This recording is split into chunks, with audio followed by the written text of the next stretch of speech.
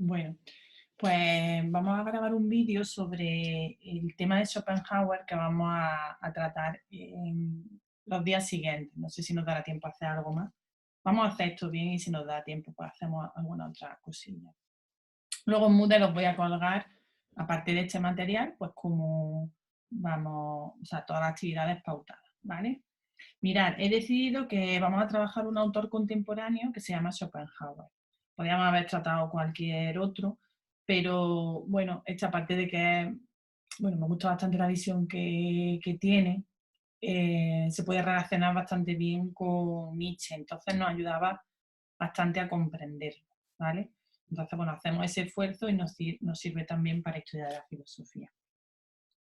Os he colgado entonces este material, que es un libro que tengo en casa de una historia de la filosofía, bueno, como lo veis aquí, Historia Universal de la Filosofía, no viene el autor, de Story, que es esta, y vamos a hacer un resumencillo de esto, ¿vale? Vosotros vais a tener esto para poder hacer el trabajo, pero yo lo voy a explicar un poco. Bien. El mundo como voluntad y representación, que es este título de aquí, es el título de la obra fundamental de Schopenhauer. En el vídeo que os voy a dejar ya explica un poco la biografía y habla de que es un autor que prácticamente antes de los 30 años ya lo ha terminado todo lo básico de su pensamiento, y luego lo que hace es como ir extrayendo conclusiones más específicas, más prácticas, ¿no? En detalle. Entonces lo que vamos a intentar explicar es esta obra, que luego cuando expliquemos a Nietzsche, cuando empecemos ya a meterle un poco más profundidad a Nietzsche, veremos, ya lo habréis leído quizás los apuntes, que es una obra que le impacta a Nietzsche cuando la lee, ¿vale? Y él mismo lo reconoce, que él le había supuesto un impacto muy grande leer la obra El mundo como voluntad y representación de Schopenhauer. Entonces, lo que me interesa aquí sobre todo es que veamos lo fundamental de este autor, ¿vale? En principio, mire, el esquema de los títulos nos sirve un poco para entender el libro. En principio, lo que tenemos que entender es que el mundo es una representación, ¿vale? Y esto es fácil porque es básicamente como lo que habíamos trabajado en Kant, ¿de acuerdo? El mundo es una representación, tal y como nos había demostrado Kant, que viene a decir que todas las cosas me son dadas como un fenómeno, es decir, que el mundo es lo que se me aparece a mí como sujeto, no lo que el mundo es, lo que el mundo es en principio es algo aparte, ¿no? Ya veremos luego qué pasa con eso. Pero para el sujeto el mundo siempre es una representación, siempre es como se le aparece, ¿vale? Eso es lo que explica más o menos en esta parte. Entonces, ¿cuál sería la diferencia entre el pensamiento que se había ido desarrollando a partir de Kant, que es todo lo que nos explica aquí, y que Schopenhauer critica? ¿Cuál sería la diferencia entre ese pensamiento de ya haber entendido que el mundo es una representación y el pensamiento de Schopenhauer? Bueno, pues como explica aquí, esa diferencia es, lo que diferencia a Schopenhauer de Kant es la cosa en sí, lo que Kant llamó el noúmeno, ¿vale? Kant había concluido, si os acordáis, que el noúmeno existía, era la cosa objetiva antes de ser conocida por el sujeto, pero que era inconocible, ¿vale? Entonces, ¿qué dice Schopenhauer? Dice que el mundo es una representación, es ya algo irrefutable, ¿vale? Pero lo que no considera que sea algo irrefutable es que solo sea una representación. Eso dice que es algo unilateral, vamos, algo que ha planteado Kant porque ha querido, pero que no tenemos por qué compartir todo.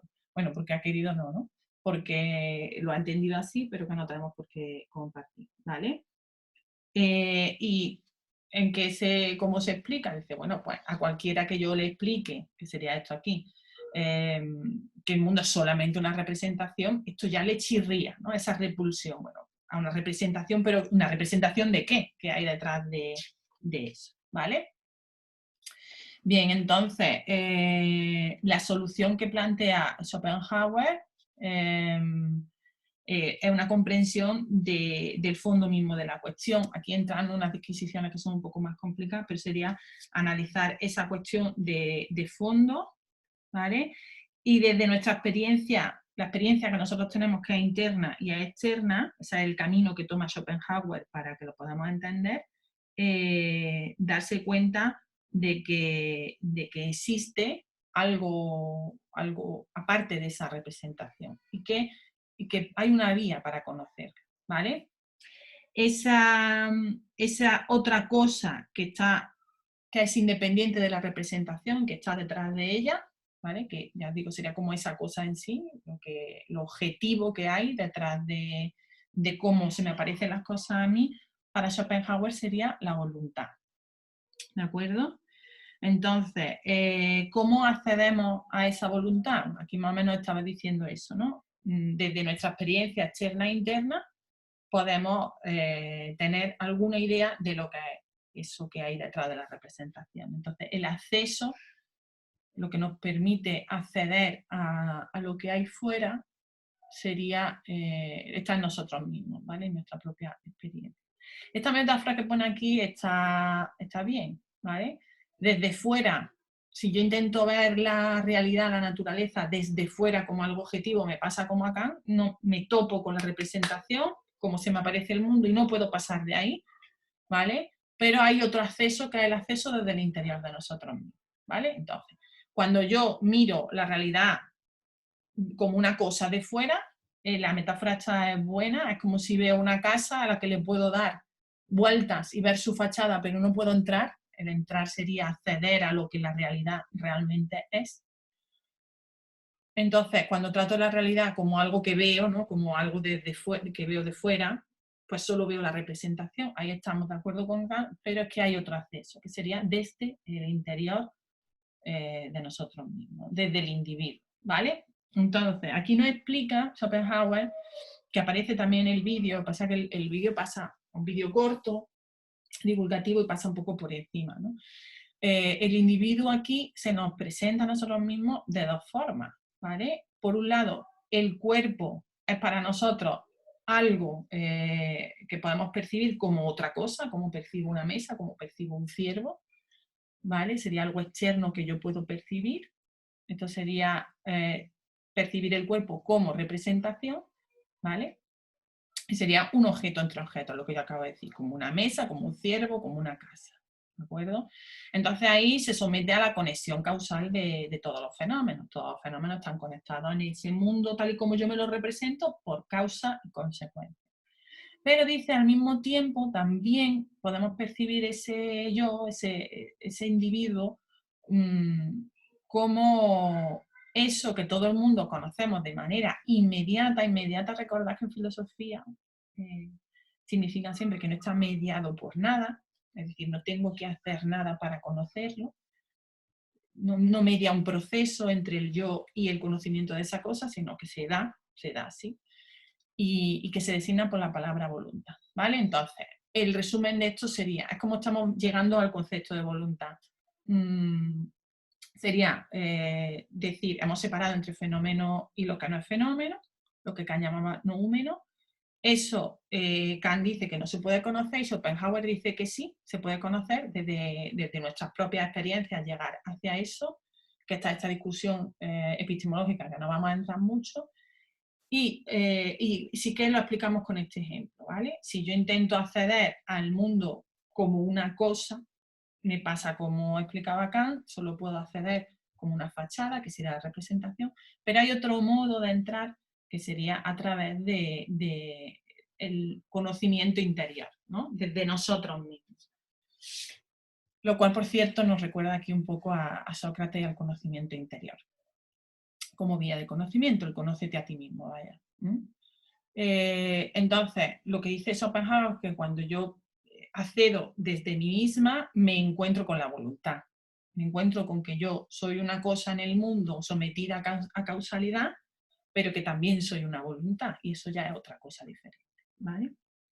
Entonces, a partir de ahí, lo que va a decir Schopenhauer es que el cuerpo es la voluntad hecha objeto. Eso es lo que significa objetivada. La voluntad hecha objeto en el espacio y en el tiempo. Acordad del espacio y del tiempo como estas categorías primeras que permitían, bueno, categorías no, perdón, intuiciones sensibles, que permitían formas puras, vaya, estas formas puras de Kant que permitían ya la experiencia, ¿vale? Entonces, el cuerpo puede ser una representación porque el cuerpo está en el espacio y el tiempo, y entonces se hace objeto. Pero ¿qué es lo que se hace objeto? Otra cosa que no está en el espacio y en el tiempo y que es la voluntad, ¿vale? Entonces hay una anterior que es la voluntad y esa voluntad se hace objeto en nosotros, en el cuerpo, y entonces hace un individuo, ¿de acuerdo? Entonces, me he pasado de página, sin querer. Entonces, bueno, pues este es un conocimiento inmediato porque lo tenemos. Nosotros mismos somos conscientes o podemos acceder directamente a nuestra voluntad, ¿vale? Como este conocimiento no se deriva de ningún otro, es un conocimiento más inmediato que tenemos, pues entonces dice Schopenhauer que esto es la verdad filosófica propiamente dicha, ¿vale? La afirmación de la voluntad. Si nosotros miramos nosotros mismos, lo que nosotros conocemos de manera inmediata, como una verdad primera, es la verdad filosófica de la voluntad. Bien, entonces aquí vamos a sacar varias cosas. Mirad, aquí pondríamos un primer aspecto, que es que esta voluntad se ve en primer lugar y vale en primer lugar como realidad del ser humano, ¿vale? Ay, es que no estoy ahí. Perdón, otra vez me he movido. Aquí sería el 1, ¿vale? Esta verdad vale en primer lugar para los seres humanos. Es decir, se ve primeramente en los seres humanos, que es por donde hemos empezado.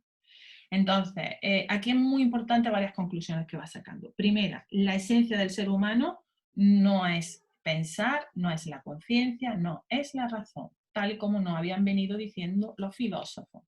¿De acuerdo? Si recordáis Platón, lo que nos da la esencia del ser humano es la razón. Aristóteles, la esencia del ser humano es la razón. Kant, bueno, Descartes, Kant, me voy a lo que conocéis, todo lo que ponen como esencia del ser humano, como acceso a la realidad, es siempre lo racional, identificado con la conciencia, identificado con el pensar, ¿vale? Hasta el punto que Descartes pues, extrae toda la realidad del pensamiento. Fijaos, toda la realidad del pensamiento. Entonces, esto dice Schopenhauer que es un error y que hay que eliminarlo, ¿vale? Y entonces aquí viene una idea muy interesante. Entonces, primero sería criticar la historia de la filosofía anterior, y viene una idea que es muy interesante porque nos va a conectar con otro autor de este tiempo. Schopenhauer es anterior, y ahora en la siguiente franja de tiempo está Nietzsche, está Marx, bueno, primero Marx, Nietzsche y Freud, que van a coincidir todos un poco en esta idea de hacer una crítica del sujeto de la historia de la filosofía como razón, cada uno de una manera diferente. Entonces, esta primera idea de Schopenhauer, que es rompedora, es la que nos conecta con Nietzsche y luego también con Freud, ¿vale? En el libro y en el vídeo casi que lo relacionan más con Freud, nosotros lo vamos a relacionar también con Nietzsche, si no ahora, pues cuando vemos Nietzsche haremos también esa relación. Mirad, esta sería la frase: la conciencia no es más que la superficie de nuestro ser. Aquí hay una metáfora que yo pongo cuando explico a Freud, que no es mía, no sé de dónde la sacaría ya después de tanto tiempo, o sea que es común que se encuentre, que es la metáfora de la conciencia como la punta del iceberg, ¿vale? Porque este es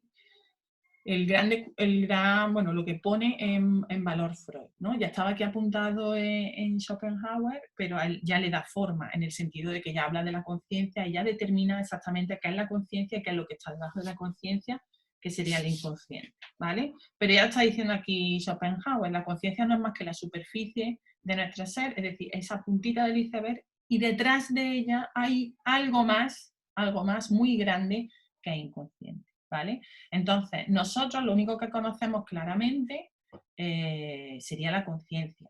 Igual que conocemos las cosas del exterior, también de nosotros mismos lo que conocemos es la conciencia. Pero utilizo otra vez la metáfora que hemos visto antes. Eso sería la fachada. Sería la superficie, ¿no? La fachada. Si nosotros indagamos detrás de esa fachada, hay algo más aparte de la conciencia, ¿vale? Y esto sería la relación con Freud. En este párrafo lo que va es desarrollando esa idea, ¿de acuerdo?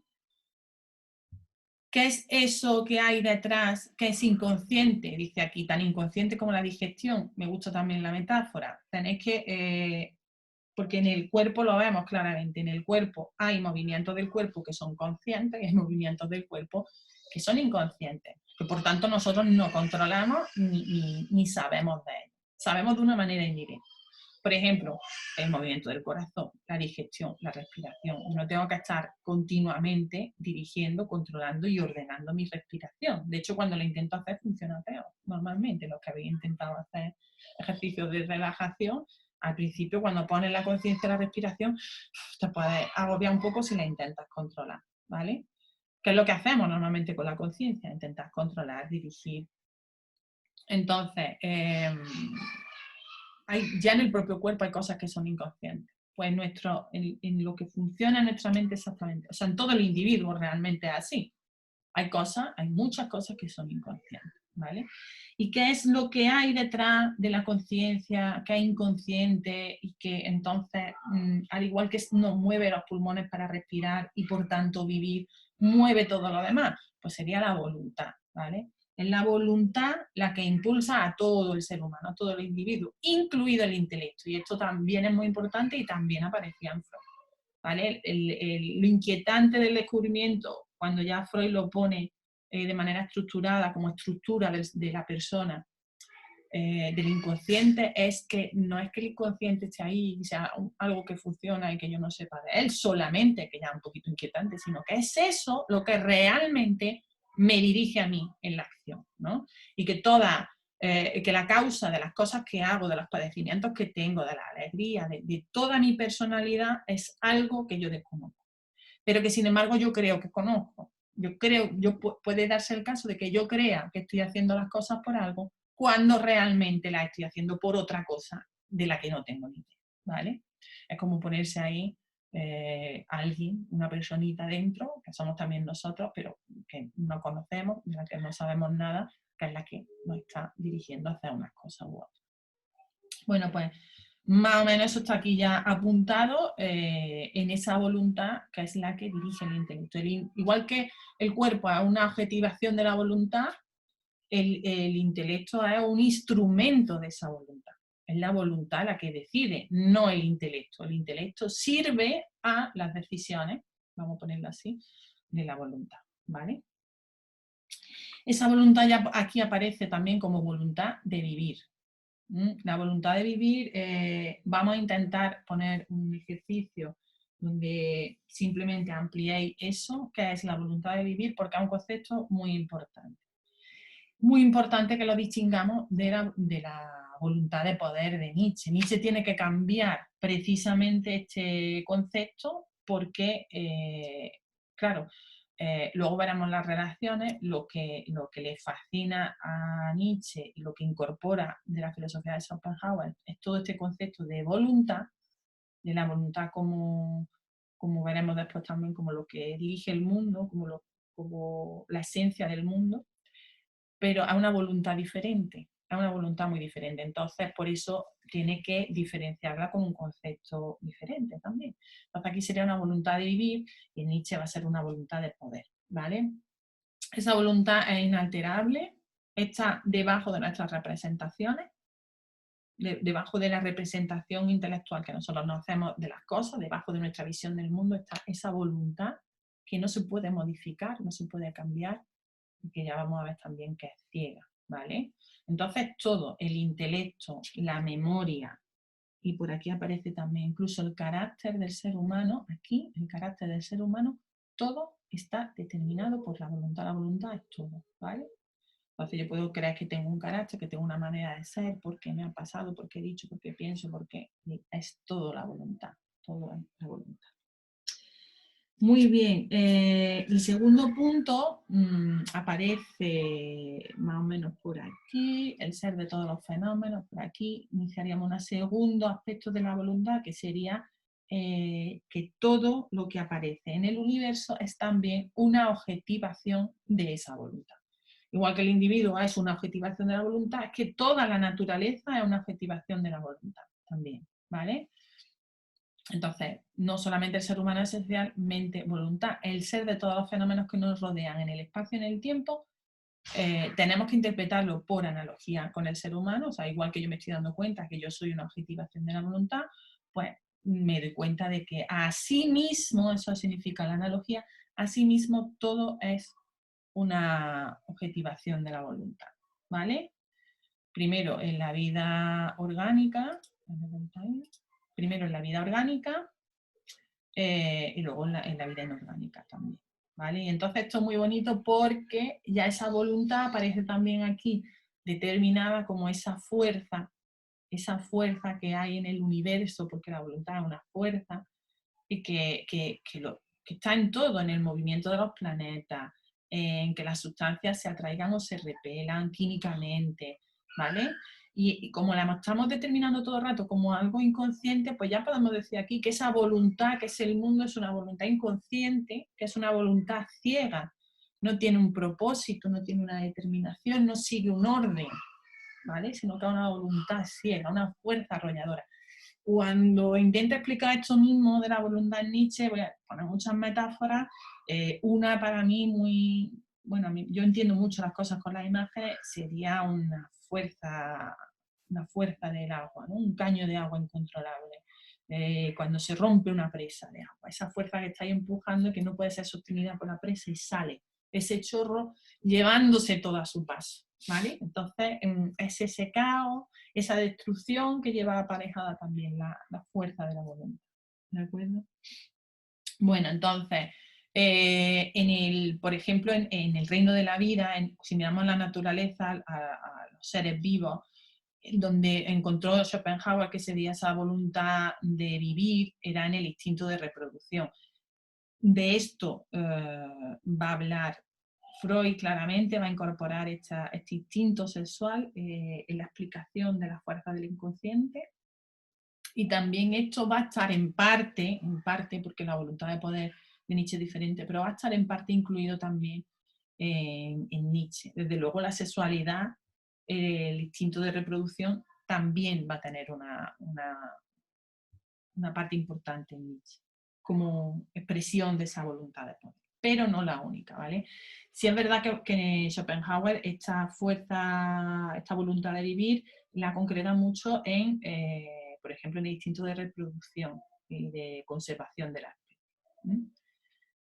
Ay, qué pronto paso yo esto. Entonces, aquí la voluntad se manifiesta completamente, vemos como la voluntad se manifiesta completamente independiente del conocimiento, sino que es cierto que, bueno, una cosa, yo podría poner un ejemplo individual, ¿no? O sea, algo concreto, actual, para que lo veamos. Una cosa es cómo nosotros planificamos nuestra vida, lo que queremos hacer según nuestra carrera, nuestro trabajo, ¿no? Y otra cosa es cuando aparece en nosotros también esta voluntad de vivir como un instinto de reproducción, ¿vale? Lo que, bueno, se habla muchas veces del reloj biológico, el instinto maternal, el instinto paternal. Se suele hablar sobre todo de esto en mujer, pero sería algo común. Cuando personas incluso que siempre han dicho de manera racional que no van a tener hijos porque su ideología, porque su pensamiento, porque tal, y de repente sienten esa necesidad, ese impulso, esa fuerza, manifestarían ese ejemplo, esta idea de que da igual lo que tu intelecto pueda estar elaborando, porque al final eso está al servicio de la voluntad y cuando la voluntad quiera expresarse de esa manera, por ejemplo, procreando, teniendo hijos, ya le va a dar la vuelta al intelecto para que lo justifique, para que justifique esa necesidad, ¿no? O para que busque la manera. Bueno, no sé si sirve mucho el ejemplo, pero sería eso. La voluntad y el intelecto aquí son completamente independientes. Y bueno, y aquí pone también algunos ejemplos para que lo entendamos. Bueno, aquí en esta parte habla de estas disquisiciones de Schopenhauer acerca de la sexualidad. Es un autor que empieza a incorporar la sexualidad como algo importante para explicar el ser humano y el mundo. Es verdad, nos dice Sabater en el vídeo, es cierto que normalmente los filósofos no lo han incluido mucho, aunque hayan hablado alguna vez de ello, pero no lo han incluido de esta manera, ¿no? Como algo fundamental en lo que es el ser humano, en lo que es el mundo, y Schopenhauer, pues sí, ¿no? Entonces, a mí me gusta de esta parte resaltar esta frase El individuo, sin saberlo, actúa aquí al servicio de algo superior, la especie. De ahí la importancia que le da a estas cosas. Por ejemplo, está diciendo a la sexualidad. Puedes poner cualquier ejemplo, hay muchos, incluso en los libros de psicología, como efectivamente a veces hay una fuerza en nosotros que actúa poniéndonos al servicio de algo superior. Que puede ser tanto la reproducción, ¿vale? La concepción de los bebés, la gestación, el tenerlos, como su cuidado, como el cuidado de ellos, ¿no? Y se puede poner muchas veces ejemplos de cómo un padre o una madre no piensa en un momento dado y actúa rápido porque está actuando por algo superior a ellos mismos ya como individuos, que es ese instinto de protección a la cría, que es lo que permite la supervivencia de la especie, ¿vale? Entonces, este ejemplito está bien para que veamos cómo nosotros como individuos podemos pensar que somos conciencia, que controlamos, que decimos sobre nuestra vida, pero hay momentos donde se ve muy claro que no, que simplemente nosotros somos una especie de marioneta al servicio de algo superior a nosotros, que es la voluntad, que está presente en el universo, en el mundo. No sé si así lo entendéis mejor, ¿vale? Entonces, bueno, esto sería lo que se explica aquí, también la voluntad en el mundo. Y por último, también nos habla de la voluntad en la historia, ¿vale? Al igual que en el individuo y al igual que en el universo, lo que está detrás de toda la voluntad, en la historia exactamente igual, ¿vale? Exactamente igual. Estamos siempre viendo la misma humanidad, la humanidad va en círculo y lo que está detrás de eso es la voluntad, ¿vale? Es lo mismo, la misma historia siempre de modos diferentes. Esta idea también conecta aquí un poquito con Marx en ese sentido de desenmascarar lo que hay detrás de la historia y cuando él habla de que realmente hay diferentes modos en la historia, que él llama modo de producción, pero en el fondo es siempre lo mismo, las mismas fuerzas que se están contraponiendo, ¿vale?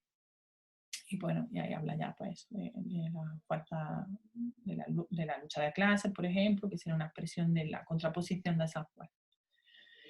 Bien, entonces esta voluntad, hablaríamos aquí de la libertad, esta voluntad es libre, bueno, como un concepto genérico, sí, la voluntad universal es libre porque no hay nada que la pueda limitar, ya que ella es todo, ¿vale?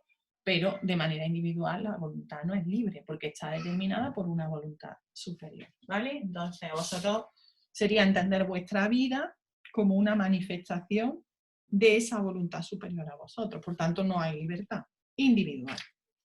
Solamente hay esa libertad de esta voluntad universal que es como ese caño de agua que lógicamente va libremente. No se le puede parar, no se le puede poner una presa. Bien, aquí entonces la siguiente idea importante sería que viéramos eso, que para Schopenhauer la voluntad ciega es el fundamento universal y racional, ¿vale? Luego, el mundo es irracional, no es racional, como llevamos pensando desde el principio de la historia de la filosofía, hay un orden racional, hay una causalidad, un efecto, hay una razón de todo, se puede encontrar. No, esa voluntad, una voluntad ciega, irracional, que es la que está detrás de todo, como su fundamento. O sea, que todo al final se basa, ese es el fundamento, todo al final se basa, se explica, se justifica por una voluntad que es ciega. Ciega significa no tiene ninguna finalidad, ni un para qué, ni un por qué, ni nada, ciega, como un agua incontrolable, un chorro de agua incontrolable, que es la que da lugar a todo. Como hemos visto, el individuo, el universo, incluso la historia, ¿vale? Entonces, bueno, el mundo no es ni lógico ni ilógico, porque lógico, el ser lógico y lógico es algo de la interpretación que hacemos los seres humanos cuando conocemos. El mundo simplemente es ilógico. Es ilógico porque es irracional, ¿vale? Bien, la razón no es más que el instrumento de una voluntad irracional. Esa voluntad es irracional y la razón es su instrumento. Y en esa razón está la lógica y por tanto podemos decir de algo que es lógico y ilógico. Pero la voluntad está por encima de eso. Y es lo que diriges, ¿vale?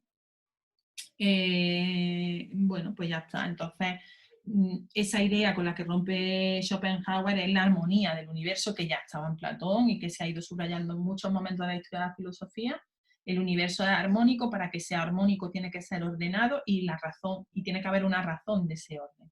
Pues él rompe completamente de eso y por eso inauguramos una filosofía muy pesimista, ¿no? Igual que el Renacimiento o incluso la Ilustración, que hace una apuesta decidida también por la razón, se basa en esa razón para ser optimista respecto al progreso humano. Schopenhauer es pesimista porque ve un fondo irracional en todo y si nos vamos a la historia, obviamente no cree en el progreso. Por eso esa historia en círculo, ¿vale?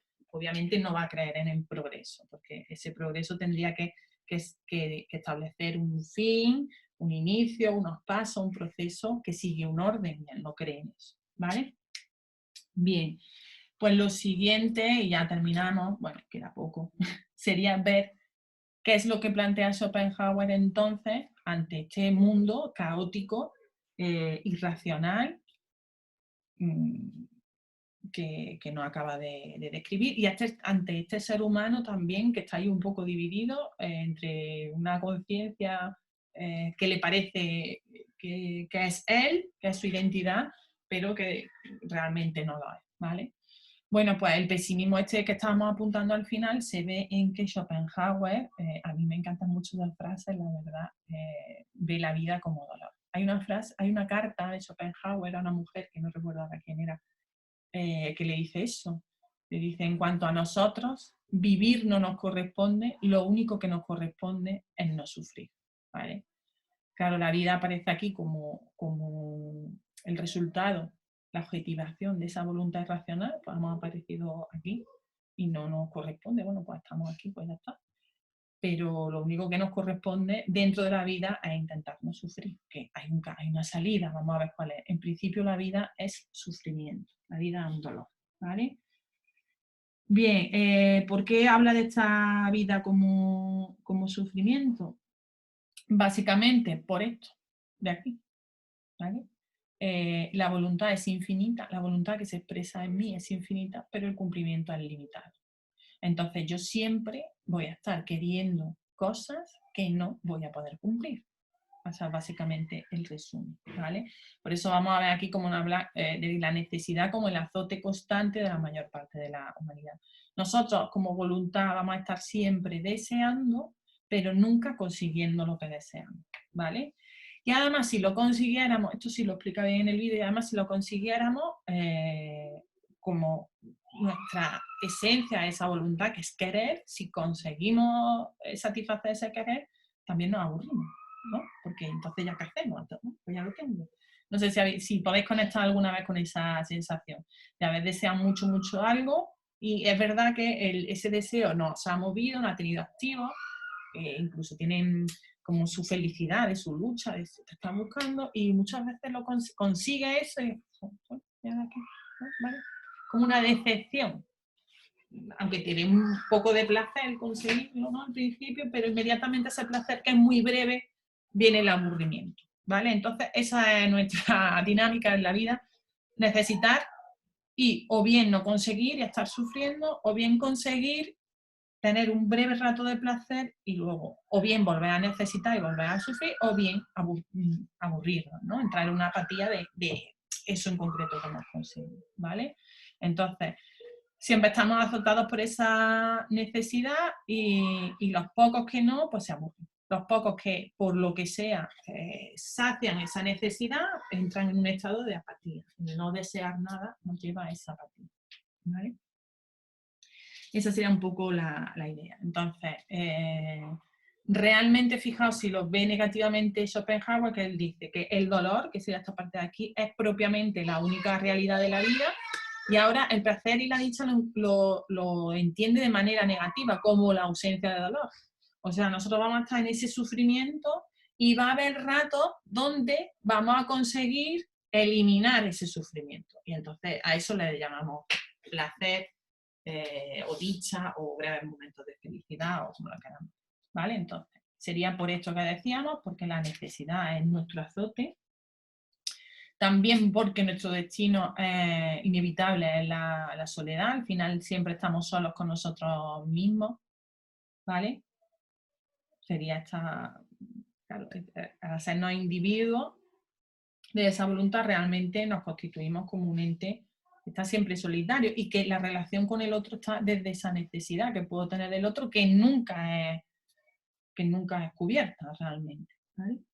Y luego que él entiende la vida desde esa voluntad como lucha, guerra, horrible aniquilación, devorar y ser devorado. Para eso es la vida, ¿no? Aquí lo explica, nos cita también a Dante, ¿no? Como qué fácil le fue describir el infierno con la experiencia que tenemos en este mundo y qué difícil el cielo porque de eso no tenemos referencia, no sabemos lo que es el cielo. De hecho, en relación con esta idea de lo negativo, si queremos saber qué es el cielo, lo hacemos por negación.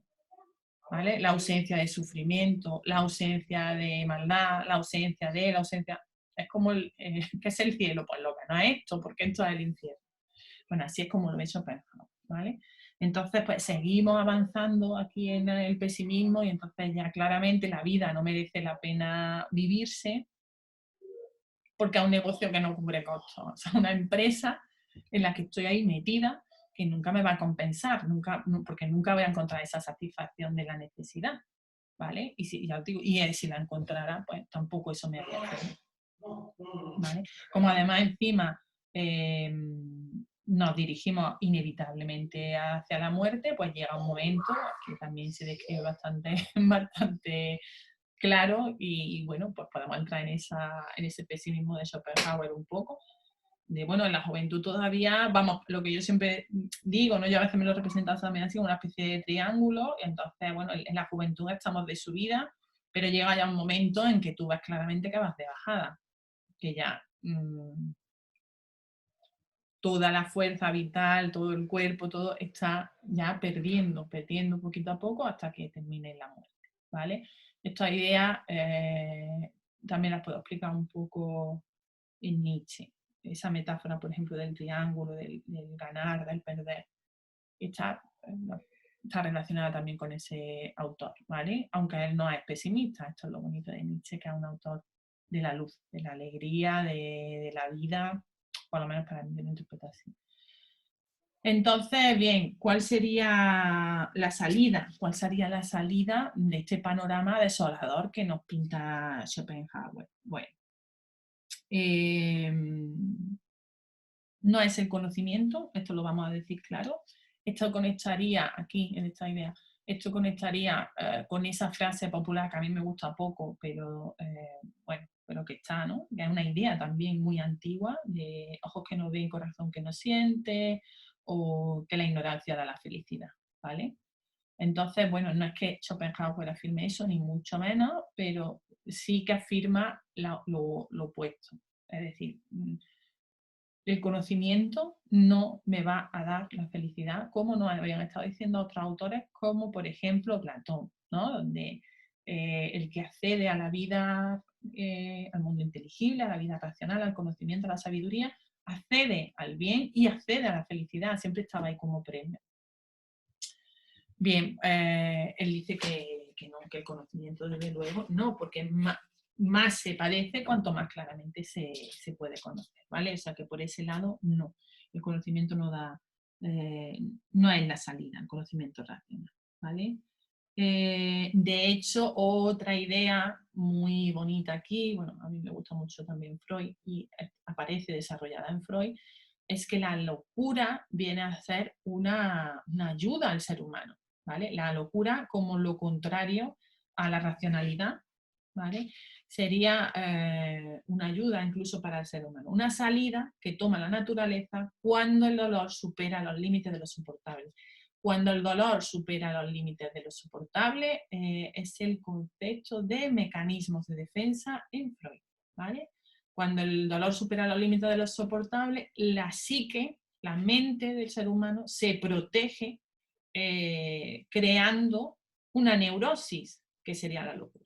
¿Vale? Y entonces hay diferentes tipos de mecanismos que no son sino diferentes manifestaciones de la locura, que es un término muy genérico, que aquí se utiliza todavía de forma poco científica y que Freud intenta sistematizar. Y que luego la psicología ha sistematizado, por supuesto, mucho más, porque Freud es el primero que empieza, digamos, con esa ciencia de la psicología tal cual, ¿no? De una manera más, intentando hacer de ella una ciencia, vaya. Entonces, bueno, de hecho tenemos muchos ejemplos y alguna vez, como un tema que me gusta, habré puesto algún ejemplo en clase, ¿no? Cuando no podemos soportar el dolor, pues nuestra mente crea algún tipo de recurso, como puede ser la negación. Esto no ha pasado, esto no está pasando. ¿Vale? Negar que algo está sucediendo no se conecta con la realidad, por tanto no sería un conocimiento, sería lo contrario, una locura, pero simplemente es algo que necesitamos para poder vivir. ¿Y quién está poniendo entonces eso? Si no lo pone la razón, lo está poniendo la voluntad.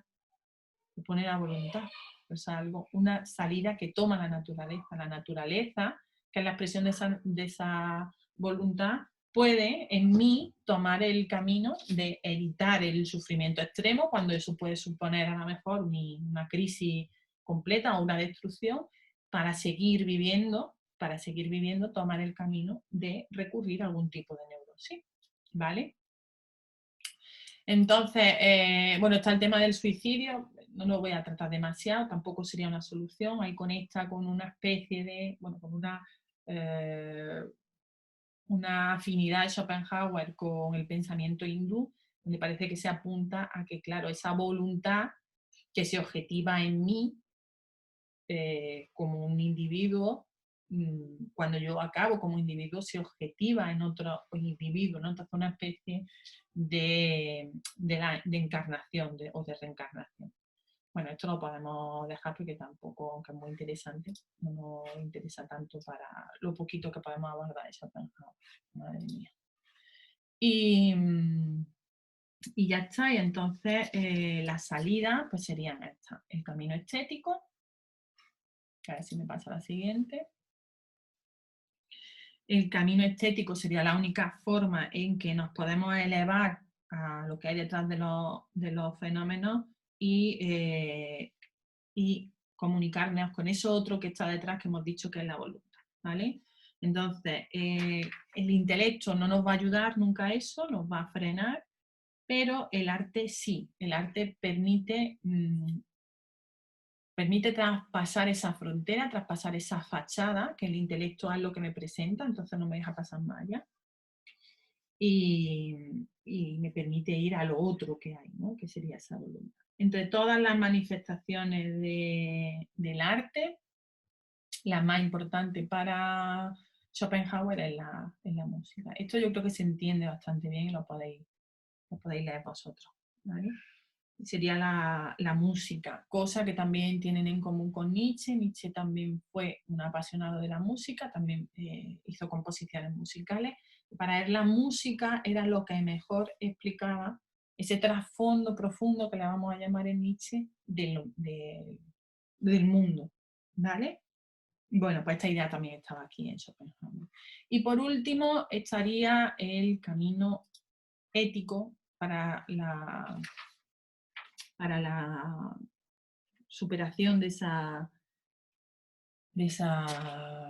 negatividad, de ese pesimismo de Schopenhauer, que viene por la negación de la voluntad. Si yo consigo negar en mí la voluntad, de alguna manera me libero de ese yugo de la necesidad del que está hablando Schopenhauer, ¿vale?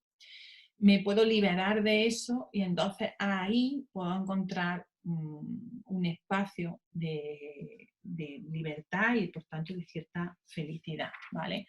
De hecho es verdad que tampoco vamos a desarrollarlo mucho, pero es cierto, aquí se refiere también también se refiere aquí al cristianismo.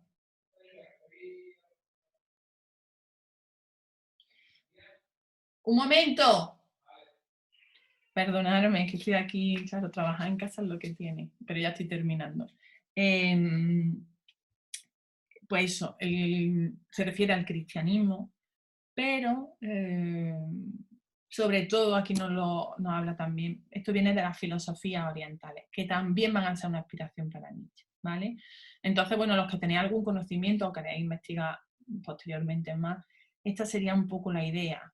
Es cierto que, por ejemplo, aquí en España, en la literatura española, en la mística, se ve perfectamente esta idea, por eso es una literatura que ha trascendido a la literatura universal, o sea, que de las cosas también más importantes que tenemos bueno, yo no soy experta en literatura ni mucho menos, pero que tienen bastante repercusión, son los místicos españoles, por estas ideas también de la superación del individual, de lo individual, la trascendencia de lo individual y el encuentro en el uno, que sería en este caso Dios, ¿vale?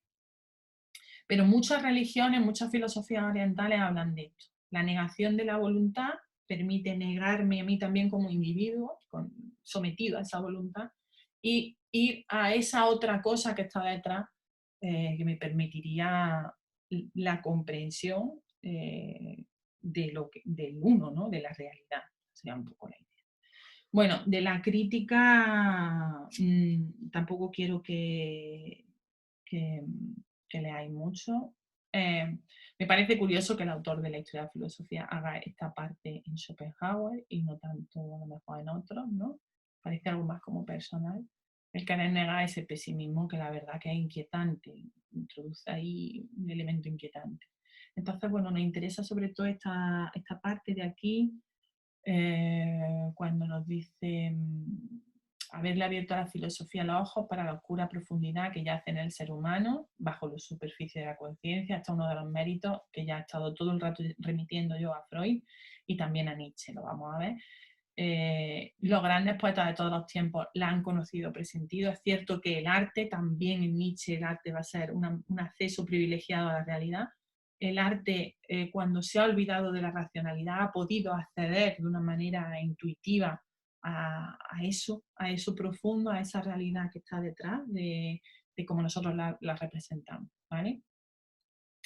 Entonces, bueno, pues Schopenhauer dice aquí, habría sido el primero en abrir el camino hacia una filosofía y una psicología del inconsciente.